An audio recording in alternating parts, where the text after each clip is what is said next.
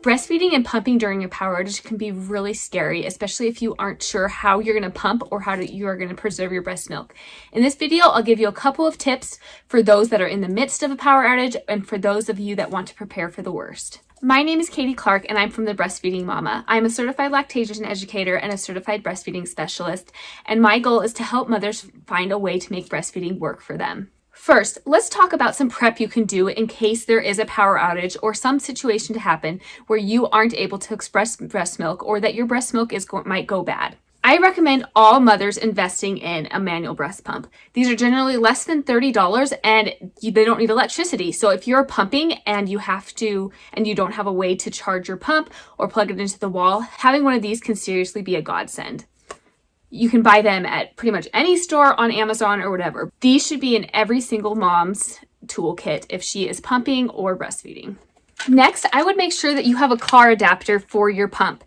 In some situations, you might not be able to pump in your car, but if worse comes to worse, you can go out there and pump the milk that you need. Most pumps come with an adapter, or you can buy one on your own. There's also inverters you can buy for your car in case it doesn't have somewhere you can plug it in. Next, you definitely want to invest in some kind of power bank like this. You can just have it charged all the time and in your emergency kit, or you can get a solar powered one so you can recharge it time and time again, because obviously if it's not charged, it's not going to do you any good. But if you have a pump that uses a USB, this can be a great thing for charging your pump. I also recommend always having your pump charged at all times. So that is just in case of an emergency that comes up that you can't prepare for, definitely have that pump charged. And if you know something's going to happen where the power is going to go out pretty soon, then make sure that you prioritize charging your pump. And last but certainly not least, you need to understand and know how to hand express. This can be the best tool in an emergency because you can get a lot of milk from hand expression. It does take some practice, so if you are already under a lot of stress because the power being out, not being able to pump, etc., it might be a little bit of a stressful time to figure out how to hand express. But if you know how to hand express, it can be a great tool for making sure that you are expressing the milk that you need to.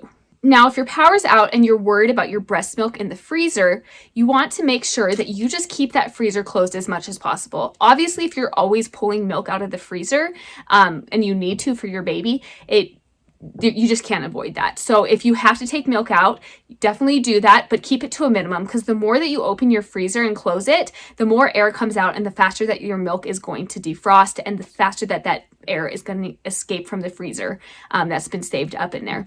So definitely try and keep the amount of times you open the freezer to a minimum. And as a preventative measure, you should definitely always keep your freezer as full as possible. The more that is in there, the more that the cold air is going to be trapped. One thing I've seen some moms doing right now is that they are putting their milk that is starting to defrost out under snow. So if it is below freezing outside and you have snow, that is an option that you could try and do. One thing to keep in mind is that even if your milk partially defrosts, if it is partially frozen, so if there's any ice crystals left in the bag, you can refreeze it later on if the power comes back on and if you're able to have your freezer start working again. Another problem people run into is not being able to sanitize their breast pumps or their bottles, etc., which is a big deal.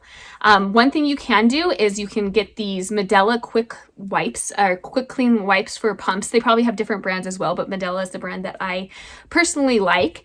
But you can wipe them off really well with that and store them in a plastic bag. If your fridge still is cold, you could put it in there, but if it's cold outside, you could store that outside, and that can elongate the pumping supplies at least. With your bottles though, that can be a little bit trickier. I do recommend having some kind of camp stove that doesn't require electricity, that you can use outside and that you can use water to boil to sanitize your bottles and your pump parts with. If it's snowy outside and you don't have water, you can go put snow into a big pot and boil that onto your external heat source. If you have a gas stove, you can also manually light that. Parenting through any kind of emergency can be really scary. However, preparation can be your best friend. So if you are not going through an emergency right now, you might be like, this isn't applicable to me, but it is. And if you are going through an emergency and you haven't done these things, don't feel guilty. It's just something to keep in mind for the future. And hopefully a few of these tips will be helpful to you if you are going through an emergency where your power is out and you're not able to pump or store your breast milk effectively.